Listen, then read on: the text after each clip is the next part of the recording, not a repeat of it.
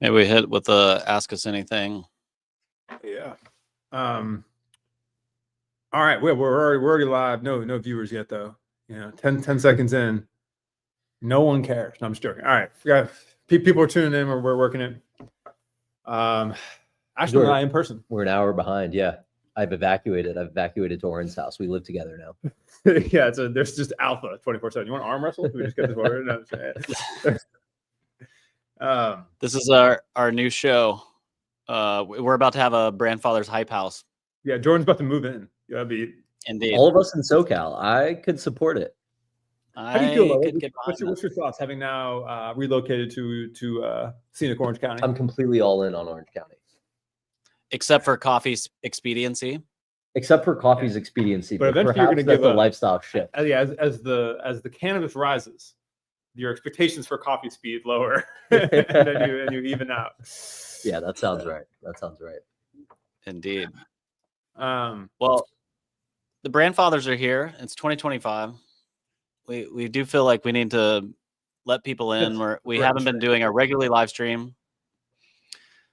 We are launching YouTube and an official show that will be going out through most platforms next week. So while we won't have many of these, Zumba, it's actually going to be aerobic, mostly aerobic. Exactly. Workout fitness related. Commit to something. Yeah. So this week. So yeah, this week was our first week recording it. We just finished our week in review. We will have that edited and going live early next week. So we're going to try to get these videos out by Monday every week. And then we will every now and then pull in the lives, just do kind of like Q&A, talk topical things. Anything else on what our latest shifts are?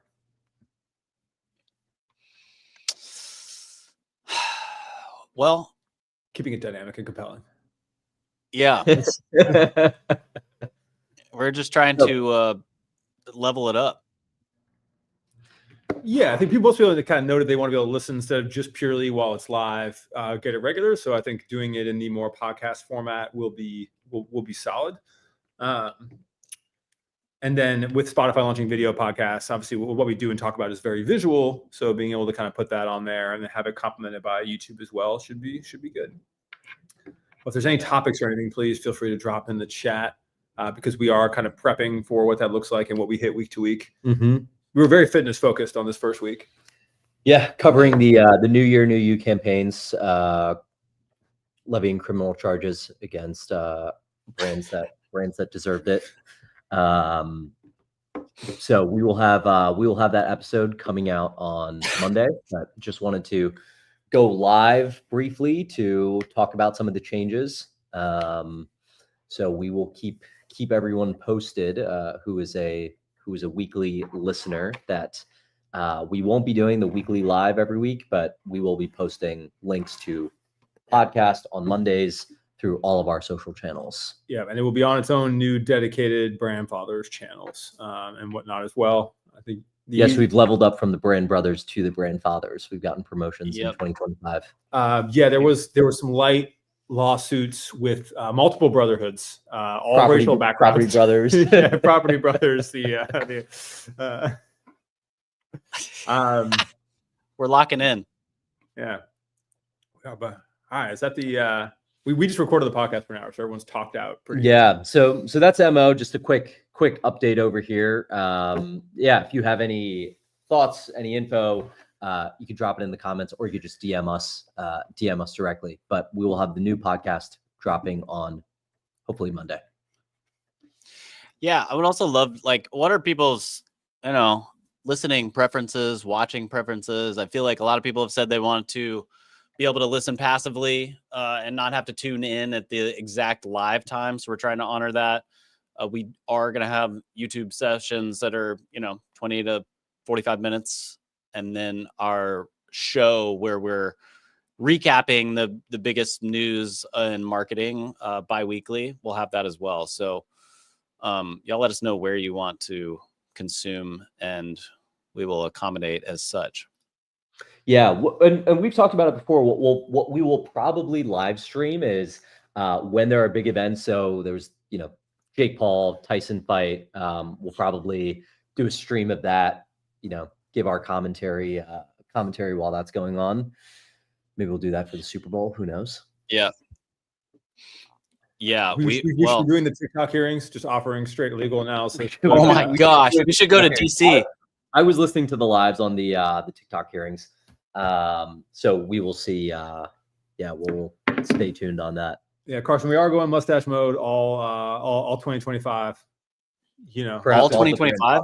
You bring in the mustache. I'm pivoting to fertility coach as my secondary content format, and so just. I think the three of us do need to make the arc into creating fatherly advice content, seeing as we're all fathers. Indeed. As I curse my kids to get out of the room while we're live streaming and taping the episode. Yeah, not enough dad influencers, Yeah, big market there, to be honest. Big market. Ardo was asking, in the process of launching a product, he really burned out and started to let go towards the end. Any advice? Much like anything in life, this is just purely a matter of your own kind of mental strength and kind of fortitude.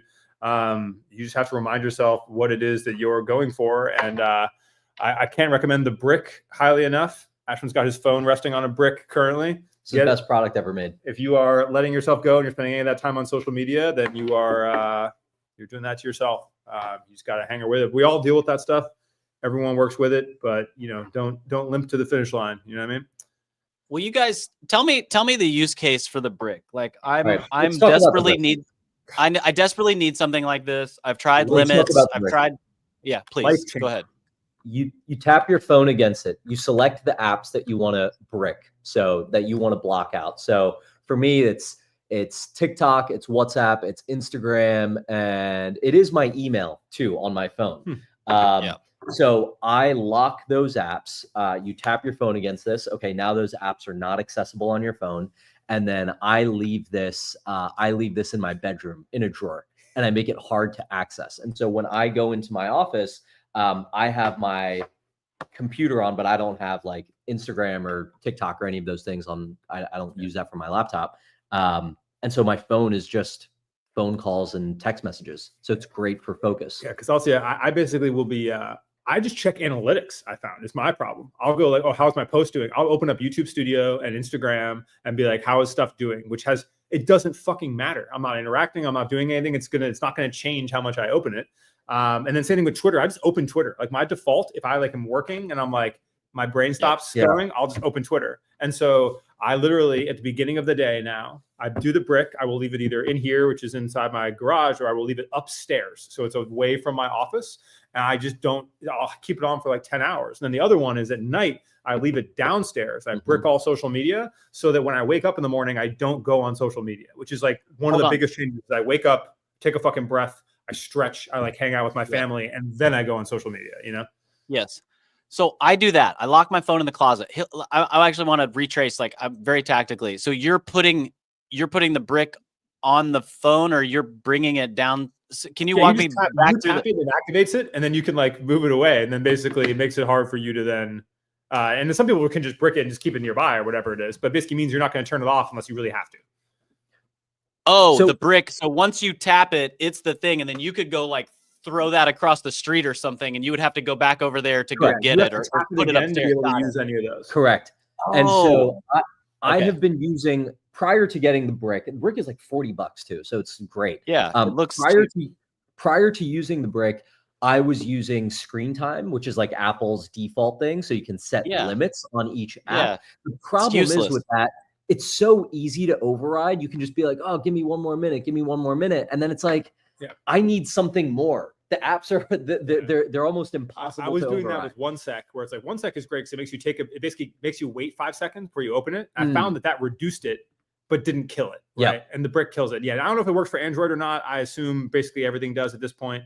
And this is not a paid promotion, but this is something that Ash and I were just discussing because we both use it. But I can't every single time you open the social media, if it's not for a reason, is and I do a lot of intentional social media use. I go say, I am collecting, I just dropped that video that was 50 brand content examples. I made that by going on Instagram in 6 30-minute sessions, and TikTok in 6 30-minute sessions, and hunting down bookmarked brand content. That is a way better use of me using that app to go there and be like, I am looking for X, than it is for me to just casually be accumulating it, right? Yeah. Yeah. So you're like, how are you bricking your phone? 12 hours a day. 12 a day? Yeah, I'm like, if I have work, so my days are very like 30-minute, 60-minute blocks, and I am just keeping it locked like and basically like in the evening or in like some kind of relaxed time, I will have it open. Even now, the vast majority, because I don't scroll like anymore. I don't have a reason to scroll. Yeah. Yeah.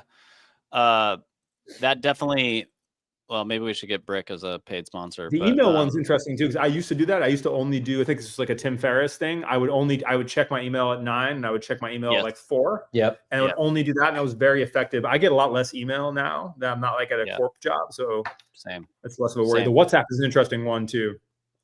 It's all of these places where it's just like quickly context switching into a conversation. What I found with WhatsApp, even like text messages, just like group chats with friends, like even it might take 2 seconds to like see something and then drop in a text back. But then in the back of your head, you're kind of thinking like, all right, what is the reply to like my text? And then it's like those conversations, even though they're async, it feels like because everyone's on their devices, it feels like it should be more in sync. So I'm just like, I just don't interact with those chats until like the end of the day now.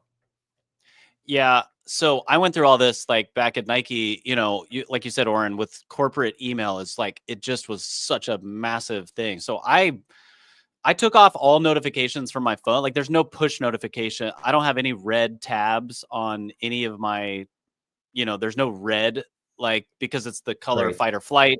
So I removed all those badges. I don't let things come through usually outside of like text.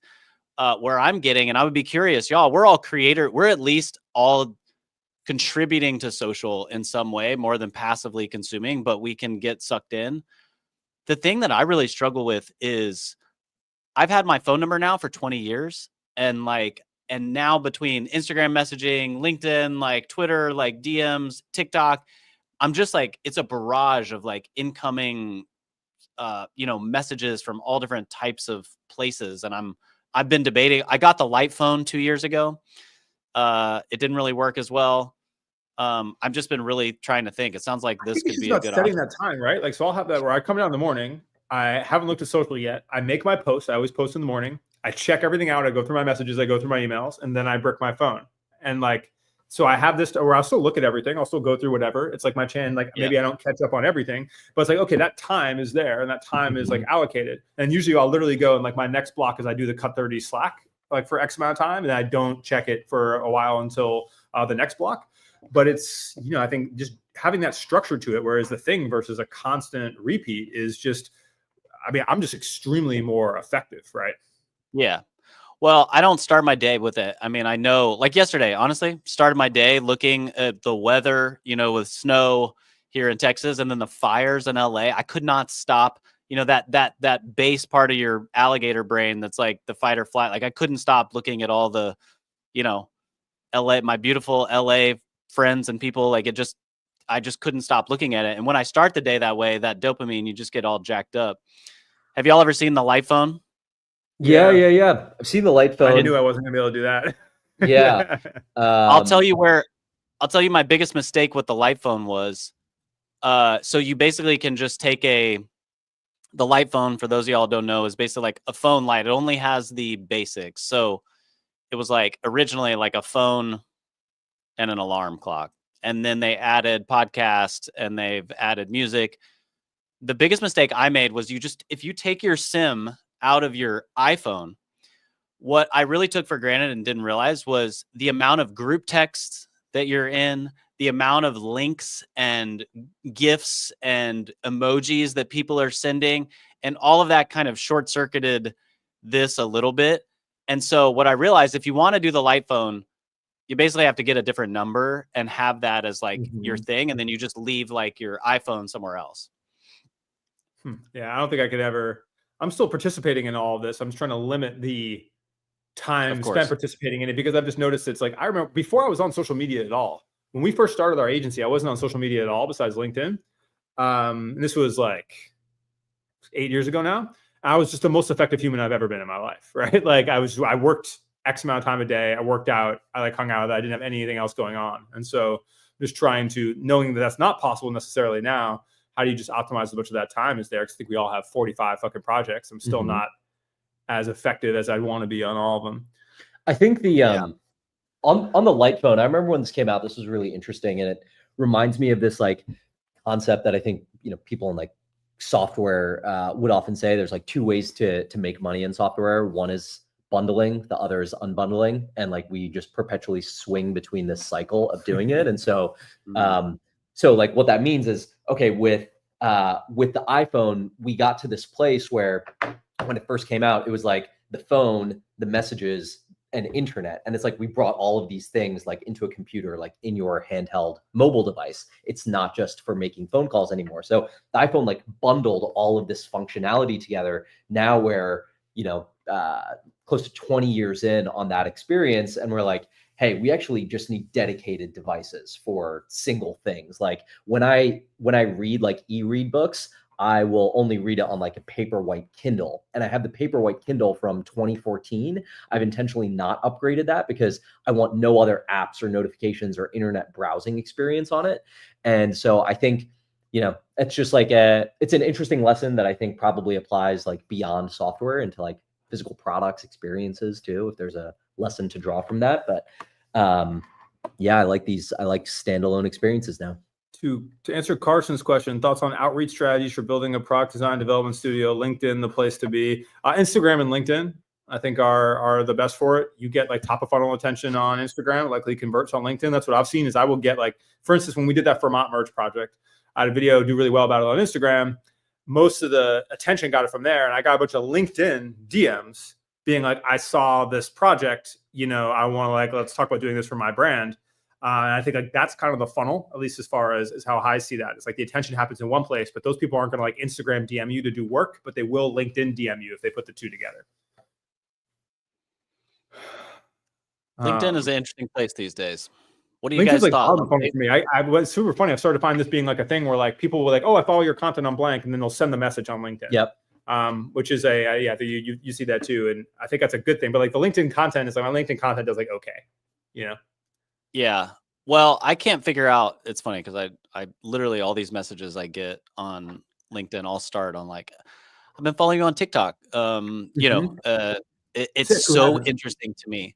Like the TikTok, you just never know, who is there, who is consuming. I'll get CMOs, VPs, all kinds of people who are like, I've been watching you on TikTok. I'm like, what? It's so obscure and anonymous, but then it moves over to LinkedIn.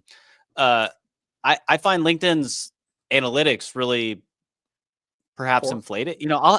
Every week I get a recap and it's like, you had 1.5 million impressions. 6 million views. Yeah. Well, again, that's just all it means is they scroll by the 3-tier carousel in the feed with no video playing. That's all an impression is. And there's only so much video on there. It's kind of fucking useless. Well, the only people I know that are killing it on LinkedIn are doing what you're supposed to do, which is you are commenting and interacting on other people's stuff for like 45 fucking minutes a day. And then that helps your content go. And I'm never going to do that. So no. Yeah. The people who are writing the big long thread, they're basically doing like threads on there. It's people that are it's about commenting on other people's stuff. It's about being in like making it an overall conversation. That's never going to happen. I will save that energy for Twitter, which also doesn't like, again, people lurk on Twitter and everyone starts to talk about, I got all this business on Twitter, but like, I still think it's that Instagram, TikTok to LinkedIn pipeline. Yeah, let's pray for TikTok. Pray for TikTok today. Yeah. Pray for the PRCC. What do you guys think? Is it gonna happen? I think it's going down. Really? I think they have to overturn it today. They have to say no or stay it. I think there's no chance. I think there's too much money in it. Somebody's going to step in. I heard, I sure Amazon, hope so. Yeah, for TikTok. Amazon's going to buy it in the next 8 days. Yeah. I don't know. Kevin O'Leary's going to buy it in the next 8 days. But I think Kevin O'Leary can't make an American company will at least take it over. It's, I don't know, super, super fascinating. Oren, one of the things we didn't get to in the group chat earlier, I don't know if this is if we should do it here, but you were mentioning something about this Becky Malinsky like lookbook Substack something. What is this? This is what I thought was interesting here. So like Substack is a social I've used this metaphor a few times now. It's like Twitter is for guys. There are women on Twitter, but not really.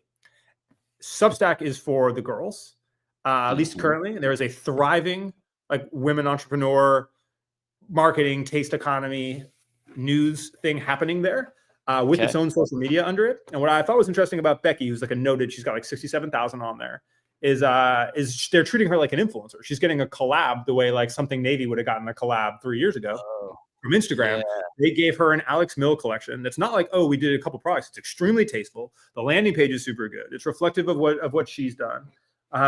It's one we had been talking a lot about this when it launched in the holiday, and then it was on Feed Me, which is a great newsletter here again this week, which sparked some more conversation about it. But it's just like, hey, the Substack influencer is now an influencer just as much as an Instagram or TikTok influencer is, was the point I wanted to make on this, because it's become a social network of that like caliber. And I am about to launch a separate newsletter on Substack, a bit to take advantage of this. Initially, we were going to move Hyper over there. I don't think we're going to move Hyper off of Beehive, but yeah, it's just like, it's just an interesting piece of the conversation to have, that like Substackers as influencers is like, we are at the nascent part of that. And I think there is like much alpha there for tasteful female consumers. Well, I've always seen Substack, to me, all my sports writers have moved over there. This is a really interesting way to think about it. And I've definitely thought about moving a newsletter or something over there. I'm curious how y'all thought about subscription of content. Have you dabbled? We all have similar stuff. We all like offer value in some way. Yeah, like subscription, whether it's, the premise of Substack is essentially, move it into a paywall if you can, and or, Instagram has offered subscriptions. I think I'm just curious if y'all have thought about that, or would your Substack be completely free, Oren? Oh no, it would be paid. We don't do paid on Hyper. We might at some point, but we basically looked at, while we were growing, it was more profitable to do sponsorships. We have sponsorships every week. I mean, it's a 6-figure business, right? And so we have sponsorships and we have the paid like reports and stuff. And so it was more lucrative for us to do that than the math we did on would people pay, $20 a month type thing. But then for mine, I'm taking an angle that is specifically for monetization. There is not another newsletter kind of covering this particular topic that's like meant to do that, where I wouldn't sell anything, no sponsorships, no whatever, and it would be purely along that, because that's what Substack's good for, right? Is to be able to push that. But I'm only doing that now that I already have this other newsletter business that already accomplishes all my goals, and right, because like the newsletter business, a lot of it's sponsor support too, right? Like you do a paid deal on Instagram. If my deal doesn't do that great, or the content doesn't perform or whatever, I can make up for it in a single email, right? Because we got 30 whatever thousand people that are ready to go. And so for me, that's just backup. I don't want to lose that, but I want to build something else. Yeah, I think that's a good way to think about it. Ashwin, have you thought about subscription or toying with that, whether on TikTok, Instagram, anywhere else? TikTok and Instagram, no. I think there is TikTok and Instagram, no. I've seen a handful of creators like turn on subscription, and it's like $2 a month. It's like unclear what exactly you're getting from them. I think you open up this can of worms where you're like, hey, I'm going to be accessible by DM, and you can DM me whatever, and that's just, I don't want this like always on experience of like pseudo consulting or answering people's like brand and marketing questions over DM for like $2 a month or whatever it might be.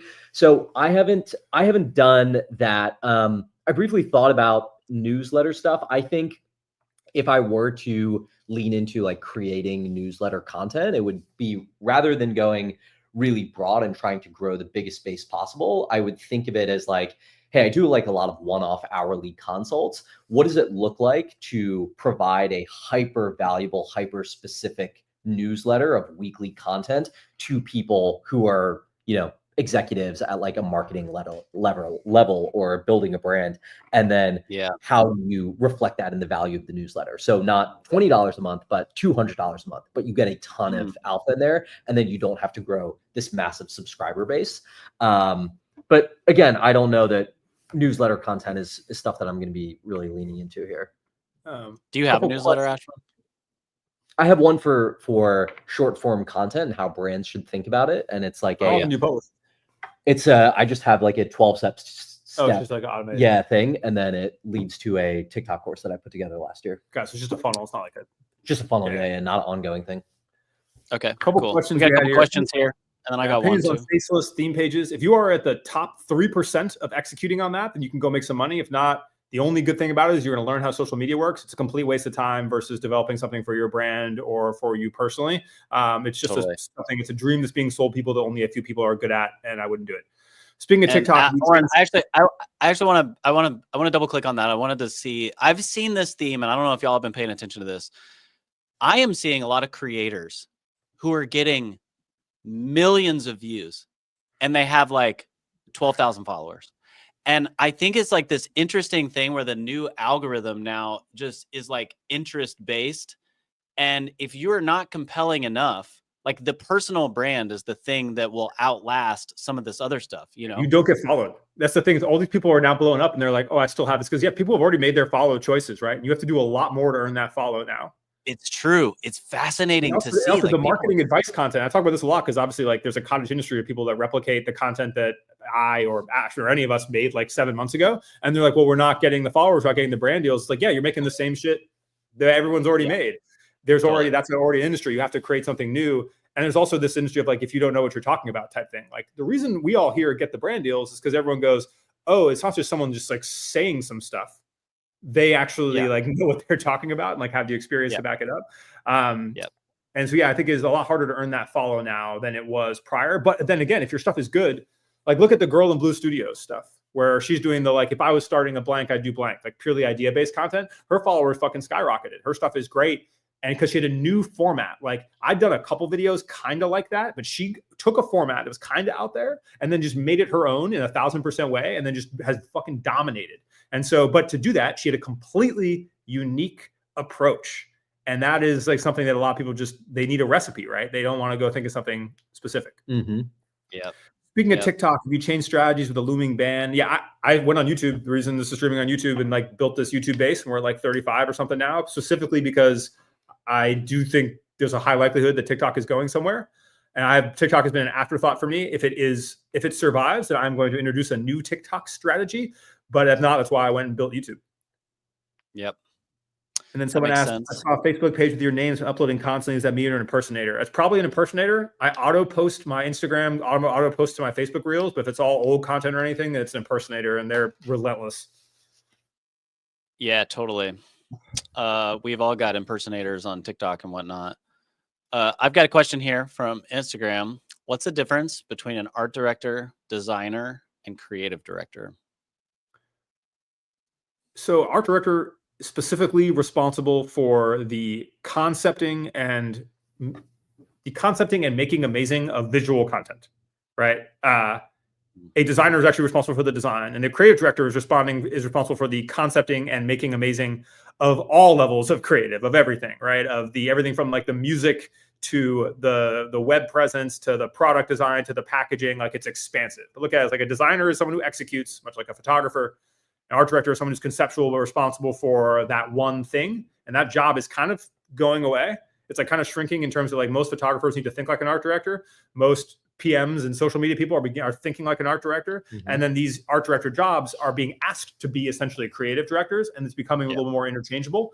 And then the creative director is a hard fucking job, right? To be able to say everything that we are doing, how are we adding a creative angle in there, an execution angle in there? Here. I always wondered that. Because you had that example, the Yeah. trades one.